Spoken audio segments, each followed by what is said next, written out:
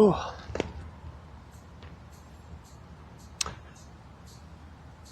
This is technically an active train track.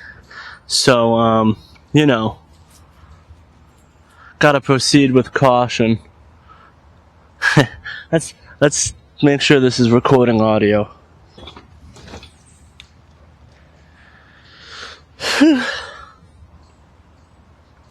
Alright, so I've decided to do a sort of a meandering video today in which I just talk to you guys about my history, right?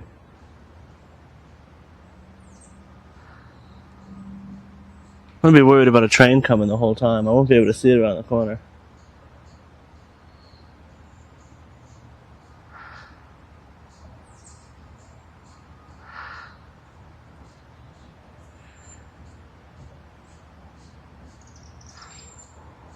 Fuck it, that's the whole point. That's the whole point.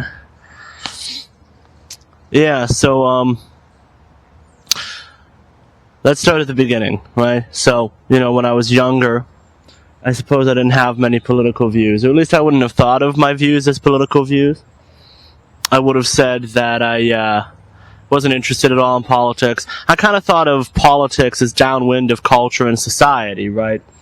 And so, if you want to change politics, all you do is you change culture, you change society, and politics necessarily changes with it. The politicians are just kind of moving the paperwork around.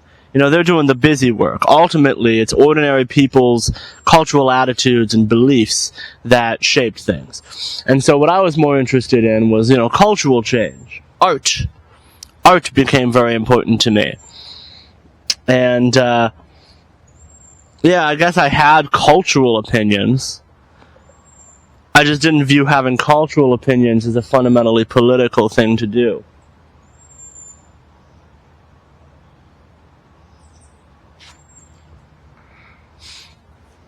And so the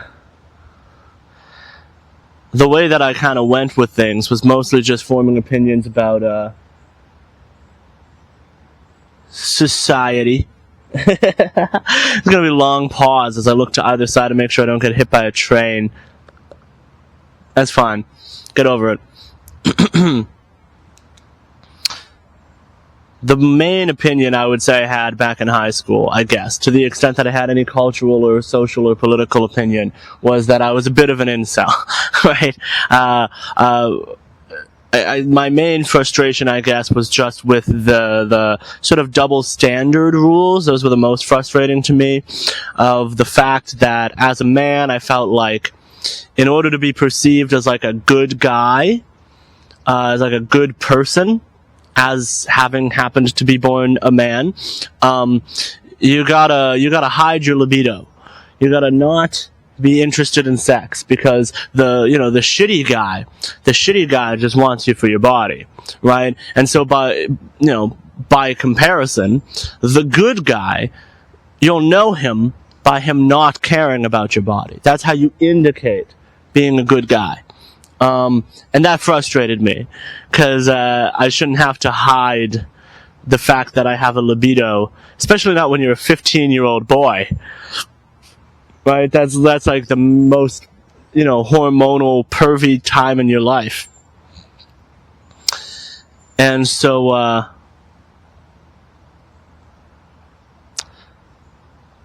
between that and just generally believing that it was very frustrating that people didn't socialize with strangers, and they really didn't want you to socialize with strangers.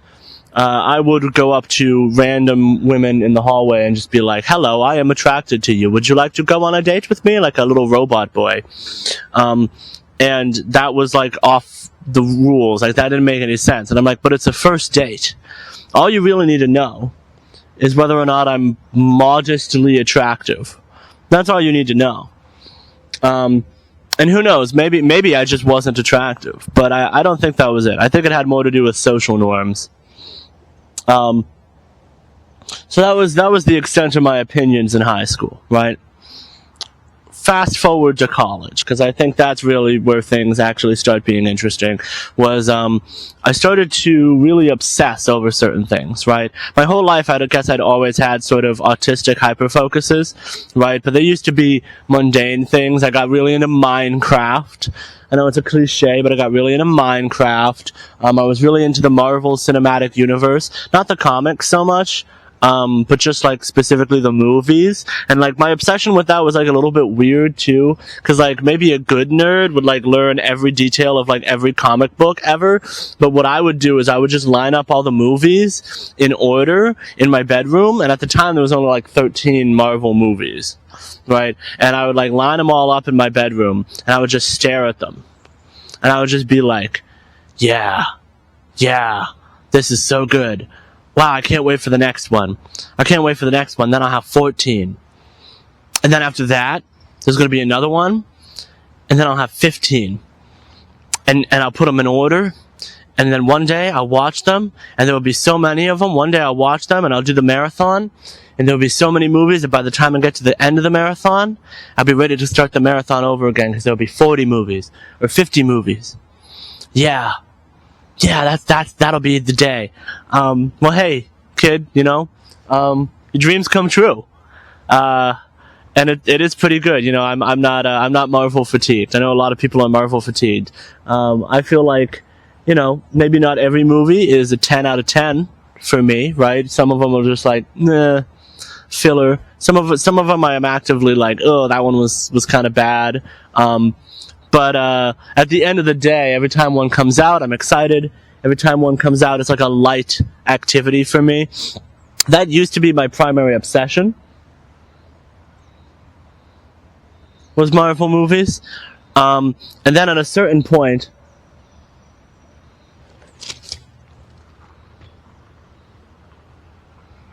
there's a car. There's a car, not a train. Cars are okay. Trains are bad. At a certain point, I got to a place where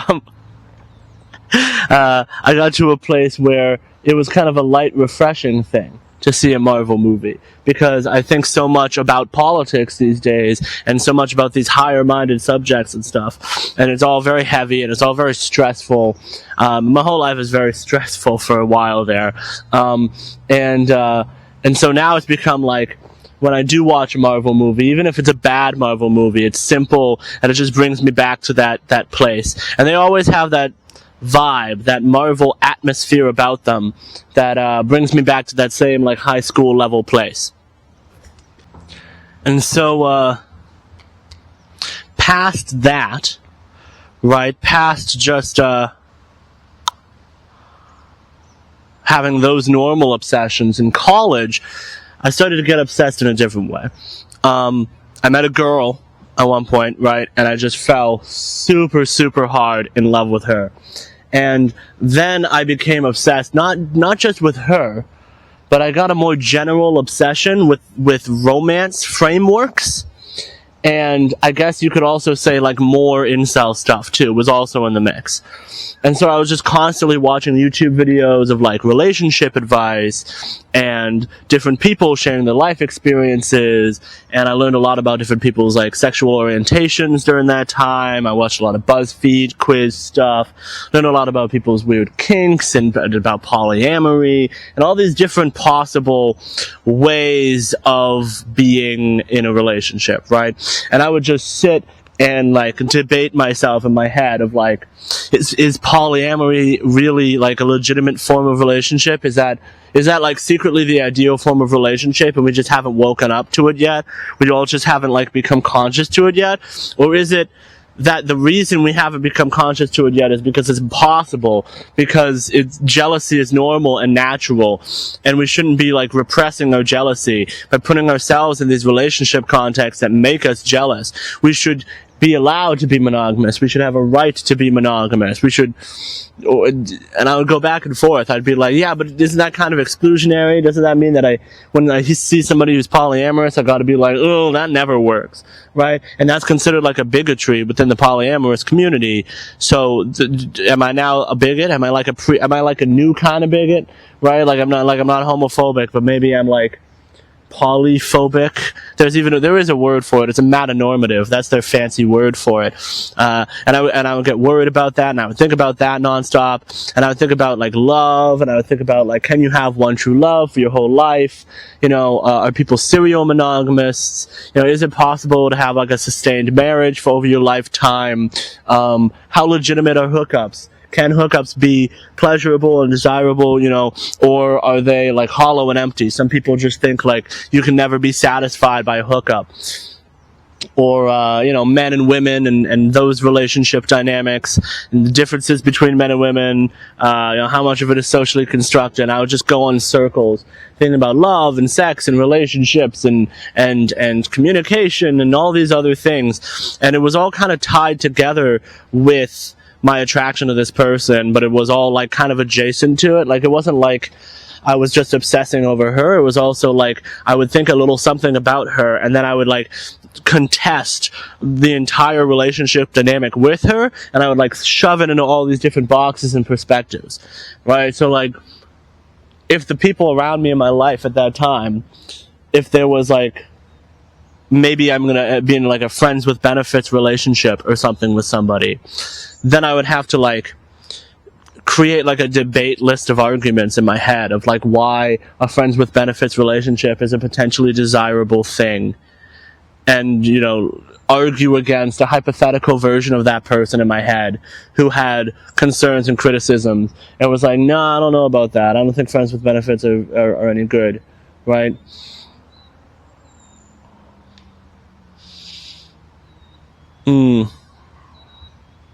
So that was my obsession for a bit. And then, after that obsession, I moved on to, like, the meaning of life. That became the next big one.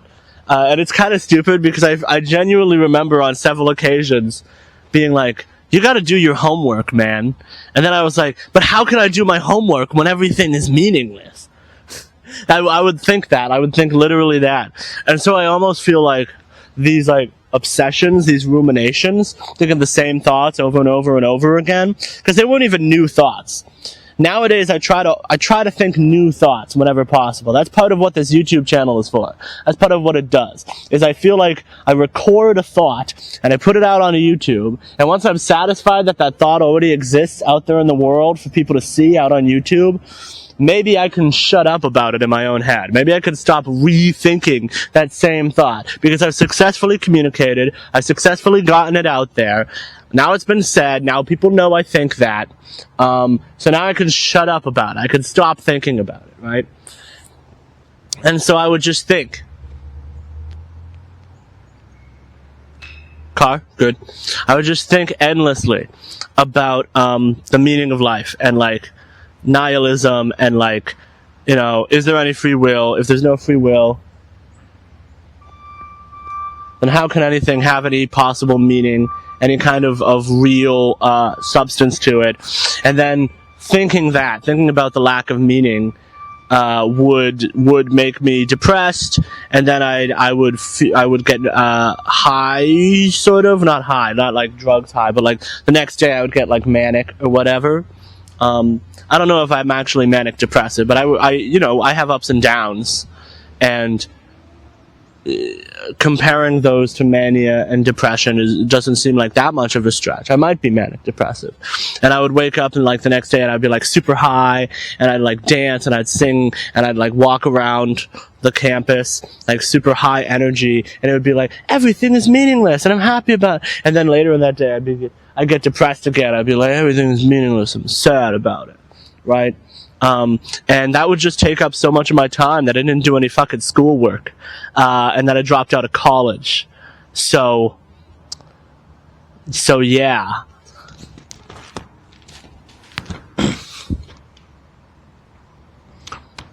And I genuinely don't see a scenario in which I didn't drop out of college. That's the thing, is in some ways I feel ashamed and regretful of that fact that I left. But in other ways, I don't know how I could have not. I don't know what I would have done differently, because I was so enthused. Like, that's the thing, is like I had this belief that like the weight of the world was on my shoulders, and like it wasn't like even a crushing, stressful thing. It was just like I was really passionate, and I would like try to like motivational speech myself, and I would wake up and I'd be like, today's the day I'm gonna do it. And I still, no matter what my mood was, no matter what my thought process was, no matter how like pull myself up on my bootstraps I was in my head, I couldn't force myself to pay attention for 10 goddamn seconds to write some friggin' code. I couldn't do it. I couldn't sit and troubleshoot the code. I would hit a dead end in my coding, and it would just be a brick wall that I could not get past. So, during this period where I was sort of meandering over deciding about dropping out of college, and so this was a very stressful time of my life. My parents called me stupid. Everybody screamed at me. It was terrible, and I was just trying to run, and the more people got pissed at me for deciding that I wanted to leave, even though it was kind of like I thought like maybe I could come back one day or something, right? Even though I was trying to be passive about it, I was just trying to run. I was just so overwhelmed and scared, and I just needed to get away first. That's what it felt like. It felt like I needed to get away from the danger and to safety. And then once I was safe and I was breathing and everything was okay again, then maybe I could talk and maybe come back and maybe try again. But there was no option for that. There was no safety. There was no getting away. The semester was already on. I couldn't run. I had to complete the classes. I had to get done. And I did. I had A's and B's my final semester. I didn't drop out because I failed. I just left. But I didn't feel like I was earning any of it. I didn't feel like I was doing the work. I didn't feel like I was learning anything. I didn't feel like I could make a game in my free time, even though I was in game design school. And it was during this period of my life that my friend Effie, who was more political than I was, introduced me to politics. She was like, listen to you talk. She was like, listening to you talk, it's amazing to me that you don't vote. That's what she said. She's like, listening to you talk, it's amazing to me that you're not political. Because you're so political. I was like, what? What are you talking about? I'm not political. I just have really, really strong cultural and social opinions. Nothing political about that. And so her introduction to politics for me was John Oliver. We would watch John Oliver together. Before that, I guess I was a little bit interested in politics insofar as I had watched some Adam Ruins Everything, which I didn't initially think of as a political show. I thought of it as like I like these college humor funny guys, and I'm going to watch these college humor funny guys' show, right? And so that's how I was thinking of it at the time, right?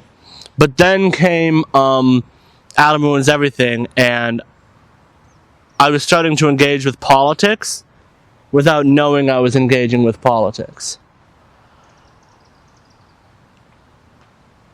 After that, I watched Patriot Act with Hassan Minhaj. That was another like pop culture show that I really liked. It made me laugh a lot. It made me feel like I was doing something productive. That was the big thing. Was here I was being unproductive and doing nothing and watching TV or whatever, and learning about philosophy and the meaning of life and all that kind of big stuff, and then eventually transitioning to learning about politics.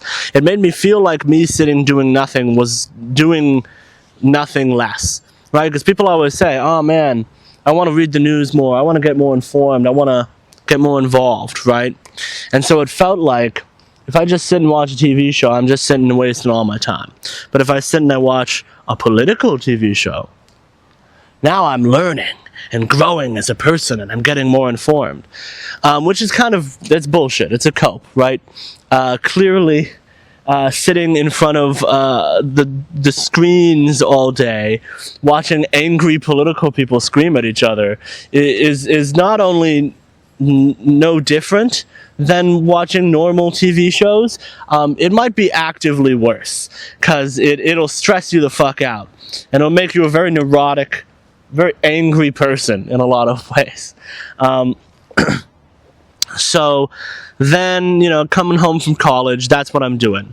By that point, I've been watching ContraPoints, and I've been watching some of these left tube bread tubers, and I've been watching PragerU. I've been watching some Daily Wire clips.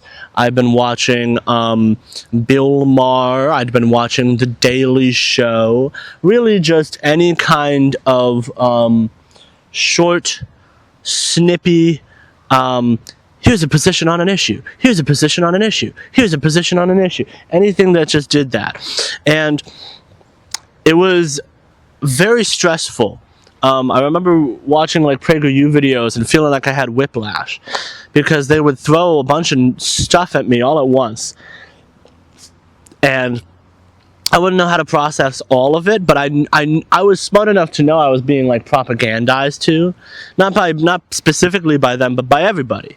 I didn't want to take in any of this information uncritically, and so because I wanted to think critically about everything I was absorbing, when they had a bunch of different opinions, all side by side, all in one video, instead of focusing on one opinion, it felt like way too much all at once, right? Like there would be a video, and the video would be like, the loss of religious faith is leading to a rise of trans people, and also of like Black Lives Matter destroying stuff or something like that, right? And I would be like watching it, and I would be like, how do we know Black Lives Matter is violent? Could you show me more? I want like an informational deep dive into this. Like, give me the details here, instead of just saying it and assuming I'll kind of vibe with it, right?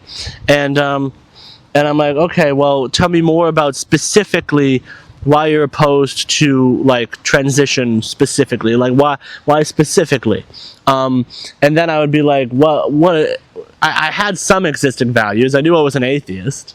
So having some existing values, I was like, well, hold on, I agreed with you for a minute there that trans people are weird, right? Like maybe I was vibing with that for a minute at least, right? At some point along the process of my thought process, I was like, yeah, okay, maybe I could see myself agreeing with that. But what was that stuff about, like, we need religious faith to return? I don't buy that. That's bullshit, right? So I would go back and forth. I would get a whiplash of like, I agree, I disagree, I agree, I disagree, with the whole video. But I kept watching because struggling and trying to articulate after watching a video like that why I agreed with some of it and disagreed with other parts of it felt like a challenge and like a puzzle, and it felt super satisfying because I had a friend who could just listen to me rant for days on end. I had a friend in my life who would thank God, I guess, who would just kind of walk with me and listen to me be like, I guess I'm call me a centrist, but I see good points on both sides. And she'd be like, and I would like tell her what I thought and where I was coming from the videos. She sort of listened to me go through my thought process on this as it happened. She sort of watched it happen to me in real time. My thought process gradually evolving and changing and growing as I learned more from these different perspectives. And what I remember thinking in the back of my head that whole time, even in those early days, was like, there seems to be a lot of discussion about these issues, right? Taxes, culture war stuff. I'm not hearing much what you might call like analysis of power, or anything like that. And I don't mean that in any specific political sense. I just meant like at the time I was like, states' rights, for example, was something I'd been exposed to from my parents. My parents would be like, well, that's fine and dandy, I just think the state should handle it, right? And I hadn't seen much engagement with that, and I was wondering, like, could you believe in all of this stuff and still believe in the states' rights thing, right? Could you be like a super left-wing, progressive-minded person and believe in this? And why did it seem like that perspective was not on display?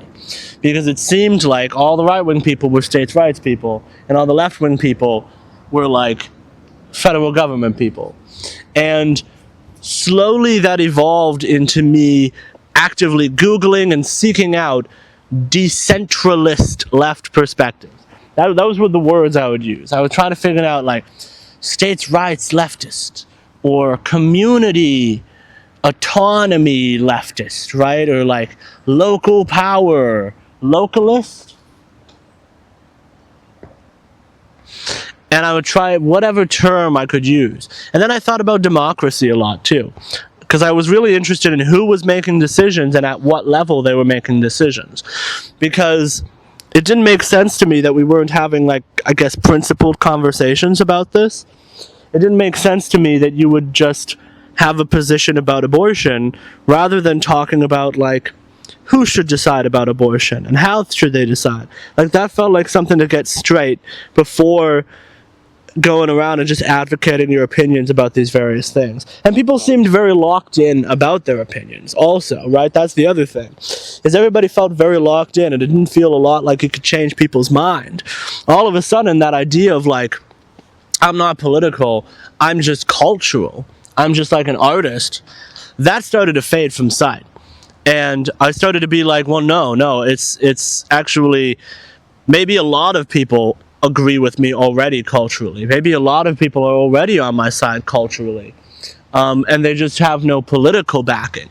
Maybe there's a lot of people who maybe already think like this, and the cultural change just hasn't begotten political change, because there's a systemic problem, right?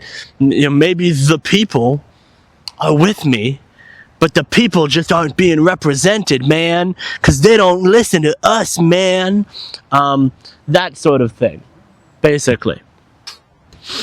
And around this time, I started to get exposed to some more what you might call subversive perspectives, probably because of my algorithm, right? One of the first subversive perspectives I was exposed to was Peter Coffin, because Peter Coffin was doing a bunch of collabs with the other mainstream left tubers like ContraPoints, Philosophy Tube, H Bomber Guy. Peter Coffin was doing a lot of collaboration with them at that time, and through that collaboration, I was being exposed to Peter more and more. And Peter's perspective was very, very critical of a lot of this liberal social justice stuff from a socialist perspective. And that was super intriguing to me. I was like, oh wow, you know, I don't have to choose between these Democrats and Republicans. There's like this other position that can be carved out. And at the same time, I was starting to see videos like, why the left is pro-gun. You know, things like that. Things that were exposing me to a fundamentally different version of the left, and a version of the left that was less annoying, frankly. Because you gotta think, I'm just a whittle centrist or whatever, right? I'm just like, why is everybody so mad at each other, right? And Peter Coffin gave me an answer. People are mad at each other because the financial incentives behind these platforms have caused people to think of politics as fandom. And if you're outside the fandom, there's a process of gatekeeping that takes place. There's a process of protecting your fandom identity that takes place. And so you have fandom wars. It's just like Star Wars versus Star Trek, but with Democrats versus Republicans. And the fundamental problem at the root of it is capitalism. And so then it started to be like, if you wanted to be a centrist, if you wanted to be like why can't we all just get along like I did, then you kind of had to be anti-capitalist. Because in order to preserve some kind of a cultural environment in which people are not just biting each other's head off in these short-sighted, clickbaity debates in order to make as much money as possible by getting as many clicks as possible, you had to remove that incentive structure that was causing people to chase those clicks and chase that money in the first place. This was people's careers. This was how people made money. I started to realize that all of the people who were giving me information about politics, this was a job, they were making money from it, and that as a result of that, it makes sense that they were vitriolic. It makes sense that they were hateful towards people who disagreed with them. It just made sense. And so that started to be a big drive for my anti-capitalism. And so I guess you could say that came from a very different place than most people. Because maybe most people's anti-capitalism comes from, like, wanting to get paid more at your job or something like that, right? And, well, that's certainly something I would love. That was not my primary motivation at the time. This was an unemployed time of my life, by the way. I'll be real about that. This was dropped out of college, can't find a job, can't hold down a job when I did find one, quitting furious rage, just really, really low point in terms of my personal ability to, like, sustain myself or be an adult in any way. And it was during this time that I found the extreme politics. I'm sure that's just a coincidence, though. I'm sure that's just a coincidence that it was at a low point in my life when I was very culturally isolated that I found radical politics. Yeah. It was probably around this time that I started to get exposed to more different perspectives, like libertarian perspectives. I had a lot of criticisms of libertarians because I was trying to be like a progressive or a socialist, and the libertarians were very, very critical of social spending and, government supported programs and stuff like that. And I really wanted a lot of that stuff. I really wanted universal basic income, universal health care. I wanted all the free stuff, man. I still kind of do. I really want the government to give me free stuff. give me some leisure time for once, at the expense of some rich guy or something, And the libertarians were very critical of that, and so that's why I never really gravitated towards the libertarian view. Was because I wanted the free stuff, but I thought they were really principled and really interesting, and so I kept them in mind, and I sort of earmarked them and came back to them from time to time. And so then I started to read. This was probably COVID. Around COVID, I started to read. I actually went through like a sort of a situationship sort of a thing. And she had stayed at my house, which was my parents' house. And she had stayed in this room. And when she left, I started just like sleeping in that room, which is dark now that I think about it, but it was a break from the room I had been sleeping in. And when I first started doing it, it was supposed to be like, I'll just spend a night or two in here, and it'll be cozy, because she gave me cozy vibes, and I wished that things had worked out with her, and I wanted cozy vibes again. So I just started sleeping in her room, and which is creepy now that I think about it. Now that I'm saying it out loud, it's creepy, but I just wanted the cozy vibes, okay? And I just kind of curled up in that room and was like very depressed, and it was a very open room. So it was like a living room sort of a situation. It wasn't like a bedroom. It's like an open space, and I would just live in there. And that, for the first time, I had like a desk, because she had a desk set up. And I had a desk with a computer and a TV where you could like sit up. And for whatever reason, just being able to sit up at a desk rather than being laying down on a bed watching TV fundamentally changed something about my disposition towards reading, to where I just still didn't have the dopamine to actually read a fucking book like a normal person. But I did discover online, PDF downloading stuff, right? Totally above board legal purchases of PDFs. Shit, that was close. And I started buying and definitely paying for a lot of EPUB PDFs and stuff like that, and I would just open them up on my computer and I would look at them. I would look at the titles of the books, and I would wonder about the contents and think over and mull over the contents of these subversive political takes and opinions on the covers of these books. And this was a very beautiful time, because books are so much cooler than YouTubers. And it made me feel smart, even just knowing, even if I just found a book that agreed with some opinion I had half formed in my head in the title, right? Just knowing that book was out there just made me feel so much more whole and more complete. Because if somebody wanted me to elaborate in depth on why I believed that specific thing, I could just point to that book and be like, well, look, here's the philosophy, and I could explain on a surface level my philosophy behind it. And then I'd be like, well, if you want the details, if you want the stats, here's a book. Here, open this book about it, right? And I wouldn't say that to people probably, but like that was what I felt just looking at these book covers. I felt secure. I felt a level of security in my belief from it. So once I was looking into books, then I started to gravitate really heavily towards anarchism and localism, which are different things theoretically, but in practice, a lot of the proposals were the same, right? The localists wanted worker cooperatives and economic democracy. The anarchists wanted worker cooperatives and economic democracy. They were both very opposed to the state and to top-down solutions to things.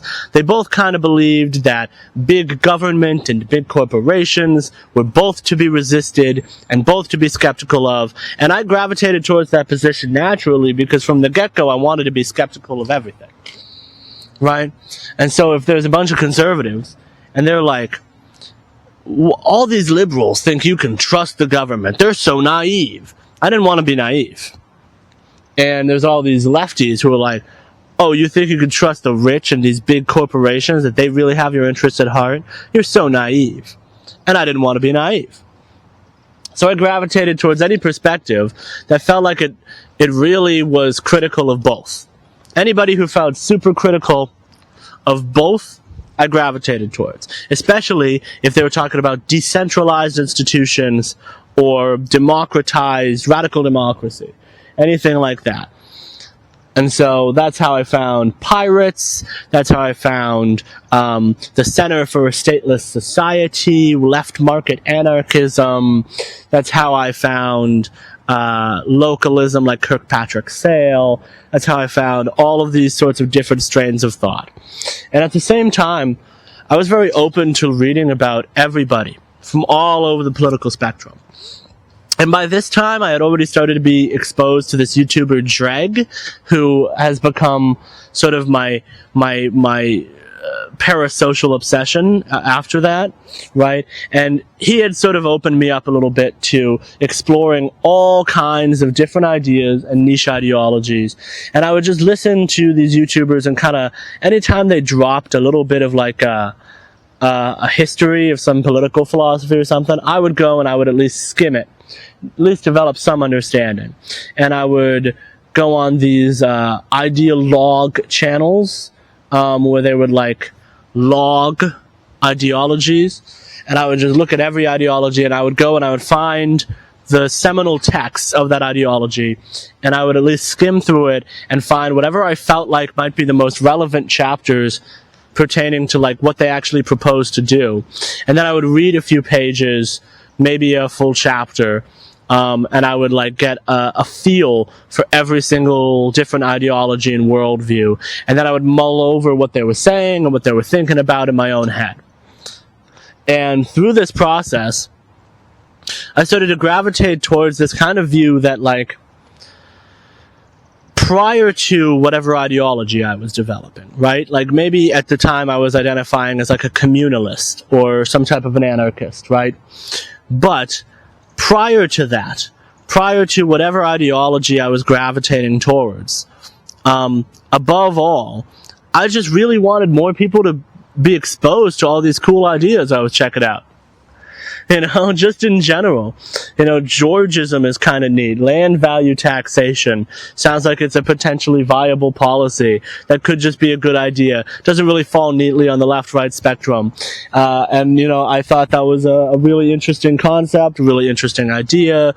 I was really interested in a lot of the nuances of feminist debates between like radical feminists and more sex positive feminists, right? So some people want to ban porn, some people want to sort of view porn as like empowering, or as maybe not empowering, but just like any other profession, right? And those debates, those tensions within that circle started to become more and more apparent to me. And I started to take whatever existing beliefs I did have and flesh them out with some books behind them. And so I started to have this growing book obsession and this big book catalog of books that I'm probably never going to read.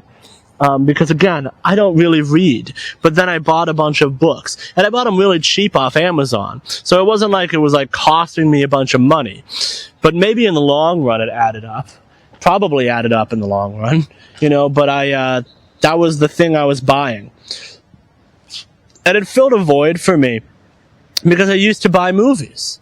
Right? That used to be what I did. I was obsessed with those Marvel movies. And I would just line up the Marvel movies and I would just stare at them.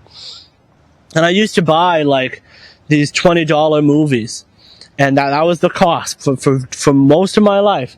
$20, get you a DVD, and brand new, and then you could get it much cheaper, right? And that was my favorite thing to do in the whole world. That was my favorite thing in life, was to go to a movie barn and stare at all the different movies and try to figure out which movies I wanted to watch the most. And there was the golden oldies, and there was the brand new ones that just came out, and there was all these different movies, and the world was my oyster. And I would just stare at them, and that was my day out. That was my day, and I could do it anywhere. I could do it at Walmart, I could do it at Best Buy, I could do it at the flea market, and they'd have different movies in different places. And that was my whole joy. And then streaming came along, and I had all of them at the touch of my fingers, and I could just watch them for free. I had them all on Netflix, and it just didn't make sense cost-wise to keep buying movies when, we had like 5 different streaming services, and between the 5 of them, all movies I could possibly want on there. And on the rare case that there wasn't one, I might as well just rent it. It became just financially completely not worth it to buy and own movies on DVD anymore. And with it went all of the joy of the process. Because now, what reason do I have to leave my house?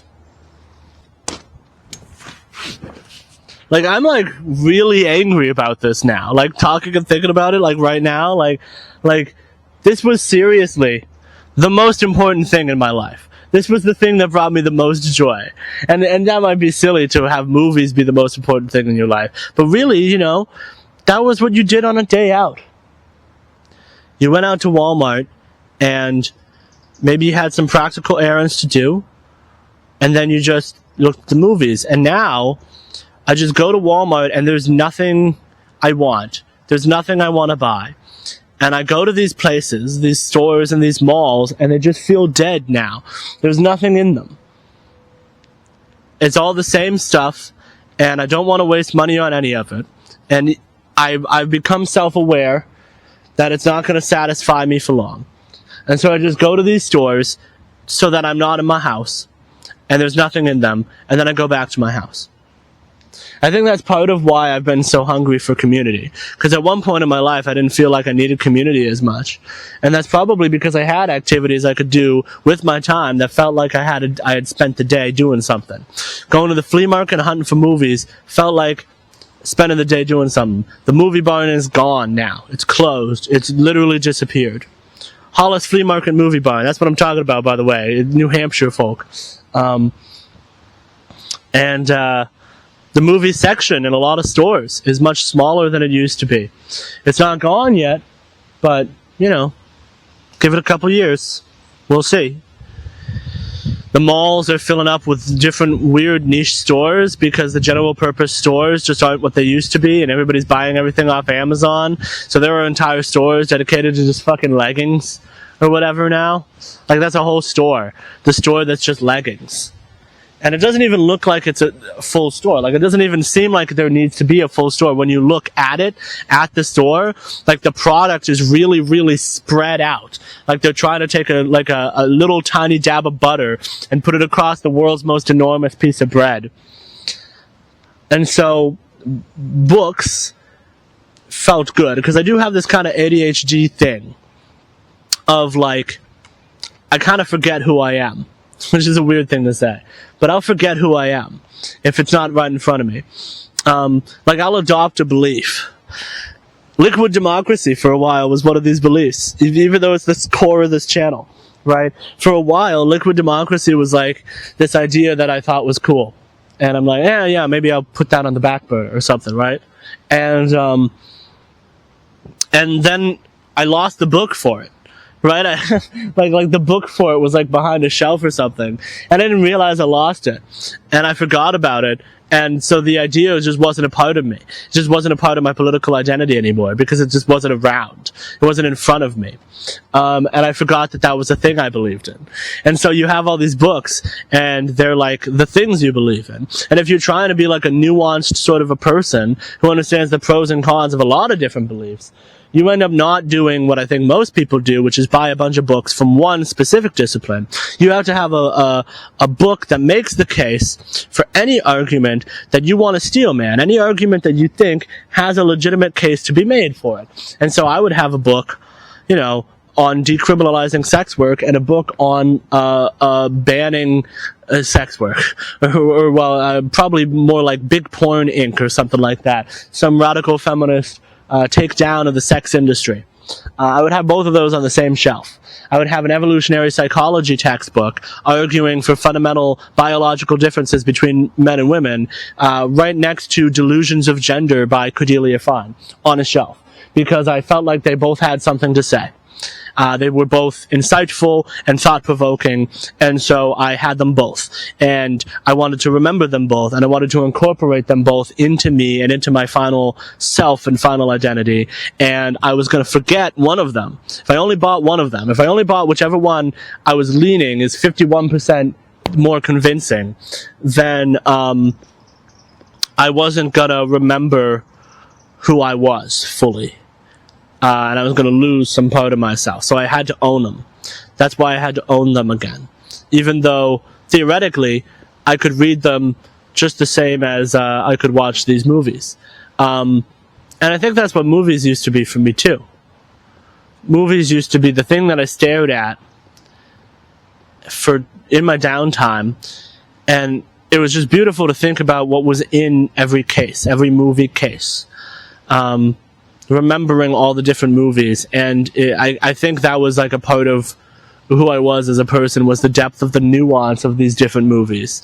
Like, I like this art house film, but I also like Marvel blockbusters. And that's me. And now, the politics books are me. I'm not the first person to describe politics as being fandom-like or sort of hobbyist-y for some people. But for a lot of people, that's an insult. That's something that you have to be ashamed of, right?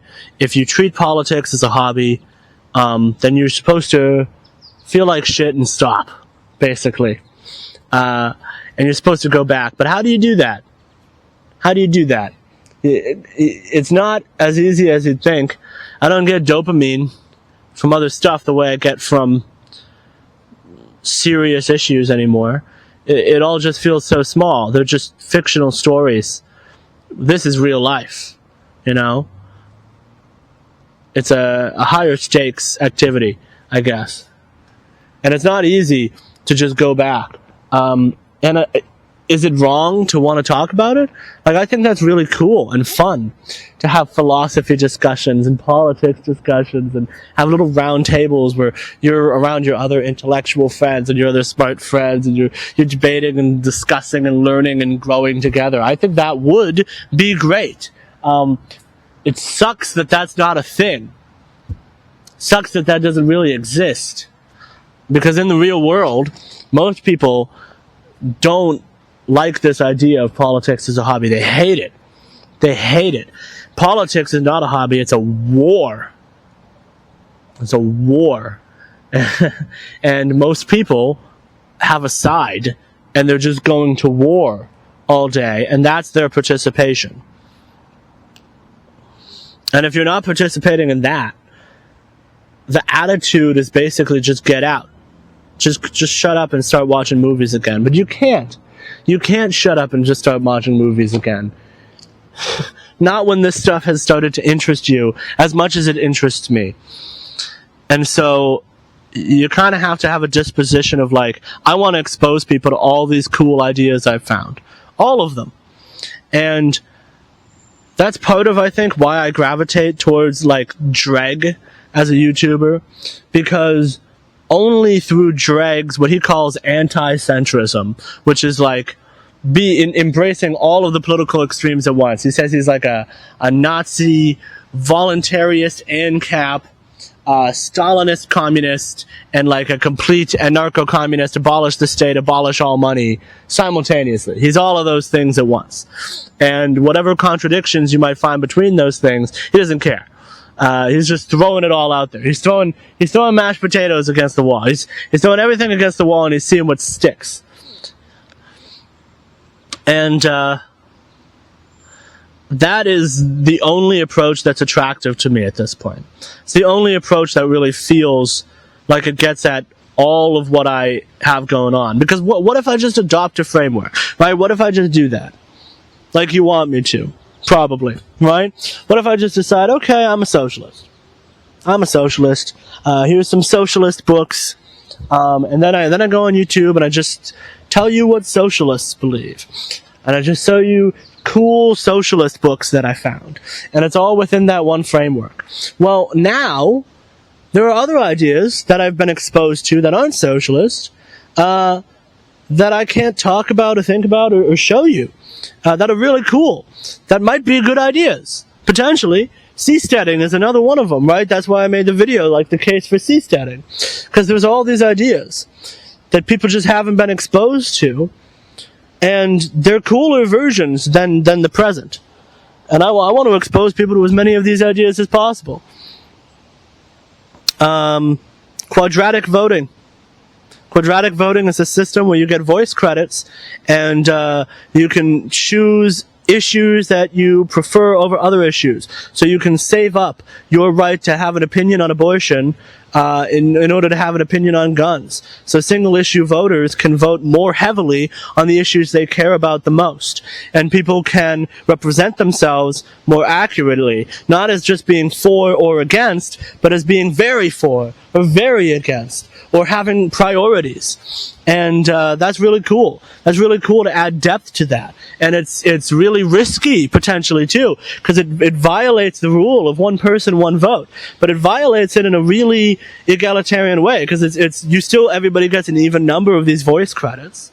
And the reason it's called quadratic is because to control for the possibility of some people getting carried away and voting way too heavily, way too easily, and having way too much of a say for one person on a particular issue, they have a quadratic formula, which means that one is one, and one credit is one vote, right? But you need 4 credits to cast 2 votes, and 9 credits to cast 3 votes, and 16 credits to cast 4 votes, and 25 credits to cast 5 votes. So, however many votes you want to cast, it's the multiplication of itself. It's self-squared.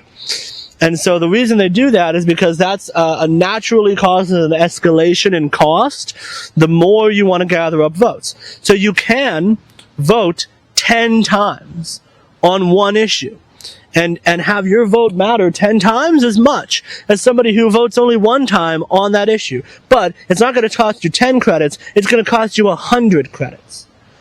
That's a cool idea. Is that a libertarian idea? It came from libertarians. Is that a socialist idea? Or is that just a cool idea? And if you talk about some of this stuff with socialists, the attitude of socialists is basically like, that might be cool and all, But do you ever think we're going to get that under capitalism? Or like, yeah, sure, there's this and that democratic reform we can make on the edge here or there. Maybe we could get rid of the electoral college, blah, blah, blah, blah. Right? But like, ultimately, that's not like real socialist transformation. No, of course it's not. It's just a different cool idea. It doesn't need to be trying to be socialist transformation in order to be a cool idea. And so, now we're starting to get up towards the present. There was a period of time in there, right, where I started to get involved in activism. And I'll rewind a little bit. This was also probably, it was pre-pandemic, right? So it was actually prior to a lot of this more book reading stuff. And I went out to like a progressive climate protest. I remember pretty early on in my political development, there was a very quick transition from like progressive to like hard communist, where within the span of just a couple of months, I went from being like, Beto O'Rourke seems like a decent candidate. I think I'll vote for this Beto O'Rourke guy. Look, he seems like he believes basically everything I believe, was what I saw, on his platform, on his card or whatever, to, within the span of a couple months, it went from like, all these Democrats seem awesome and great, and all these Republicans seem terrible, to like, all these Democrats are the same, they're all identical, the only one I give a single shit about is Bernie Sanders. Right? So, hard left pretty quickly from the more progressive Beto O'Rourke camp. And right around the time of that transition, I started going to protests and trying to get out in the world a little bit more. Because, actually, specifically because Peter Coffin told me to. Peter Coffin said basically, we're not accomplishing anything just being online. The most important thing you can do is just go outside and be out in the world. He said, join an org. And he said, don't even join my org. I don't give a shit if you join my org, if that's not you. And he was very like, I don't care if you're an anarchist, I don't care if you're a communist, I don't care what your ideology is, this video is not about that. I'm not trying to be like, preaching my specific worldview. I'm not going to say join my cause. He was like, just join any cause. He was very disdainful of the DSA, and he said, even if the DSA is what's most active near you, join the DSA, for Christ's sake. Like, in a lot of places, I know that's the easiest thing to join, so just join that. Just join something. Just go the fuck outside, basically, right? And I was like, okay, you're right. You're right. I should go outside, and I did. And I went to DSA meetings, and I went to climate protests. And at my first climate protest, the first protest I ever went to, there was a cute non-binary person, and they were pretty. And I was like, hi, nice to meet you, I'm Dominic. I was like kind of trying to like maybe flirt a little bit, or just like get to know them so that maybe in the future we could be friends, and then maybe I could flirt a little bit. Just the foundations of the potential for flirting. Not weird, just like innocent levels, like, hey, can I get to know you? Because you're pretty. And then they were like, I'm actually going to this thing right after this. Do you want to come? It's like a mutual aid thing. And I was like, yeah, I'll do whatever you tell me, pretty girl. And they happened to be going to like an anarchist meetup, basically. And it turned into like an organization that helps the homeless. And then I was a part of that for years. And I was hanging out with anarchists for years. And that was like my clan, my crew. And I ended up I even provided security a couple of times, like armed security. I didn't have the gun, but I had a walkie, for a couple of like demonstrations. So like within like 5 minutes I was Antifa. That's basically what I'm saying. It's like within 5 minutes I was Antifa, like there was like a 2-second shift from like, Beto O'Rourke seems like a nice candidate, to like wearing a black mask punching a Nazi. So, yeah, that was the worldview at that time. And at that time I was on board with all of the, I guess, more woke stuff. At that time I was pretty hard woke to the people around me. I think what was attractive to me at that time was the meta-political critique, right? The idea that by having a climate denier and a climate scientist both on the same debate, that the media was framing those perspectives as equal, framing those perspectives as equally legitimate and equally worthy of consideration. And that was a sort of a conscious choice by the media to frame things in that way, felt a little bit deeper and a little bit more introspective and thought-provoking than just watching those two people debate or have a conversation. It felt like a meta-political critique. Like I was going above and beyond just watching these people have their opinions. I was also asking myself, what is the framing to the audience of those opinions? And so that was very convincing to me because it felt almost principled in its willingness to move beyond just expressing a particular position. And so in the same thing that drew me towards like, what about being like a principled states' rights person? Also drew me to that meta-political analysis, which drew me towards being like no platform for fascists and like don't say the N-word and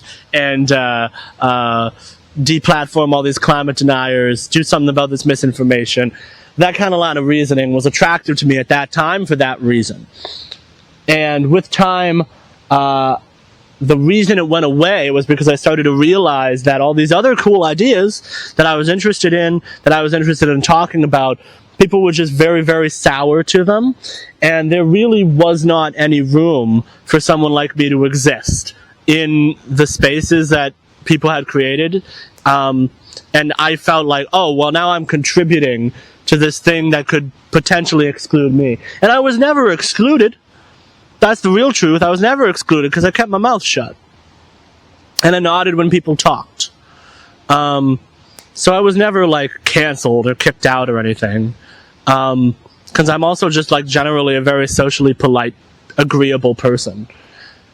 But like, still, I started to realize that if I said some of the thoughts that I was at least toying around with, some of the things that I said to my closest friend who sat and listened to me, you know, have centristy rants for years, right? If I said some of those things to some of the people in some of these left-wing spaces, they would just scream at me and then kick me out. And I was like, oh, I kind of don't want to be a part of that culture anymore. So, yeah, so that's part of the change. But also I started exploring different ideas, right? One of the ideas that started to become increasingly attractive to me was this whole time, my view of anti-capitalism was very, very cultural in origin, and people were starting to reject some of the things that I cared about the most about this cultural change, right? I hated how addictive the internet was. And I started seeing some people on the left defend, in kind of social justice-y terms, people's internet addictions and sort of treat anyone who was feeling like the kids these days are addicted to their phones as inherently conservative and reactionary and misinformed, and treating the whole thing like a moral panic. And so because I am passionate that being addicted to your phone is a bad thing, I started to be like, well, I don't want to be with that group of people, right? And I also care very deeply about, like, obesity.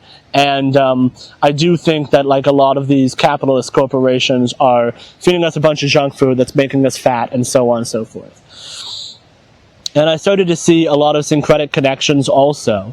This is now more recent, now we're talking, with, like, the far right. I started to see more inroads than ever before in the far right, because I started to realize, oh, you know, not all of these people are ardent free market proponents like I thought they were. You know, my assumption had been that most people on the right were kind of like Alex Jones, I guess, where like Alex Jones 100% flirts with like anti-Semitism and white nationalism and all other kinds of stuff like that. But he's also very like pro-free market, very pro-Trump. He doesn't have a lot of self-criticism. He's just sort of like whatever the general vibe of everybody on the right averaged together is, He just kind of has that. And he'll find ways to believe in completely contradictory things simultaneously just by saying, like, well, on the one hand, tariffs are good because we need to assert ourselves against China, but on the other hand, they're bad because free market, right? And he won't feel the need to resolve that tension. He won't feel the need to choose a side. He'll just say both. He'll just say both in his radio show, and people will be like, wow, you perfectly captured how I was feeling. I was feeling on one hand this, but on the other hand that. So I kind of felt like that was the vibe on the right, and only when I started to find other right-wing people who were like self-critical and choosing a side on these issues more and more did I start to think, oh, maybe some of these people are not just stupid Alex Jones people. I guess specifically you could say that the ideologies I was exploring and am exploring but haven't really fully embraced, because I do still have a lot of discomfort with the concept of like just becoming far right from my days of being far left, and I think I'm still kind of on the far left, sort of, most of the time. Like, I still want to house all the homeless people, give everybody free housing and stuff, right? But I think a lot of my exploration has been like socialism paired with a critique of cultural liberalism. The idea is that there's a sort of homo economicus, right? Homo economicus is a concept that anyone vaguely progressive or socialist is probably aware of. It's a concept that's very popular in heterodox economics, which is very popular for left-wing people when talking about the economy and unions and so on and so forth, right?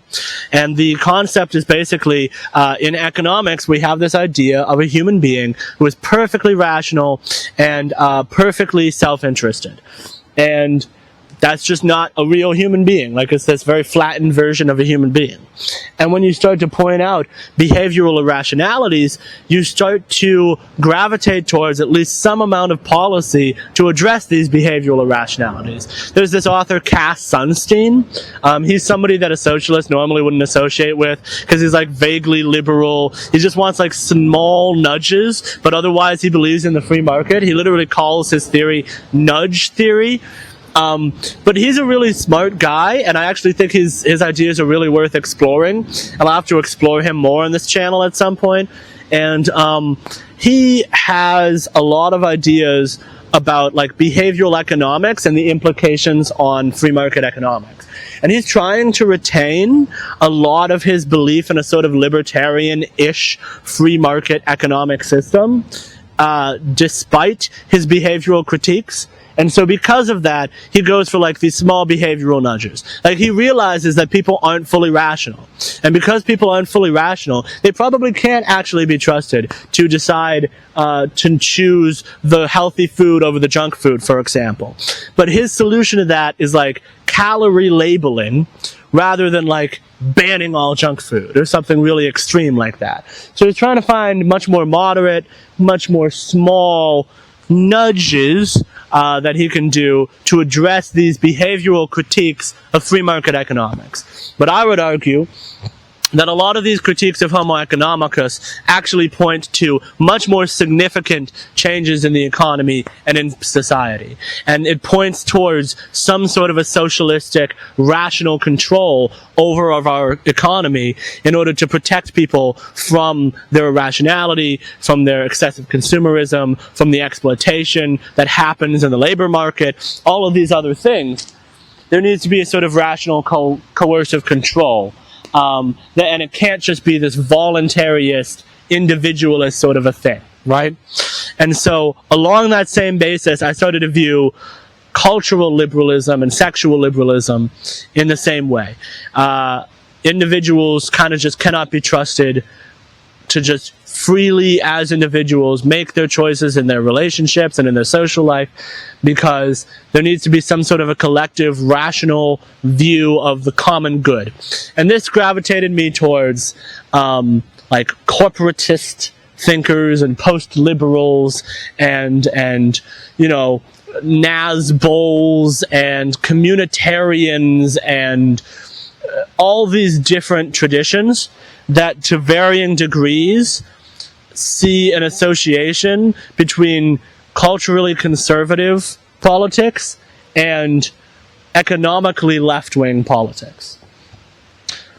But I'm still not super settled on it. Like, I still don't want to, like the post-liberals want to just, like, ban gay people. And I don't even want to, like, do away with gay marriage or anything like that.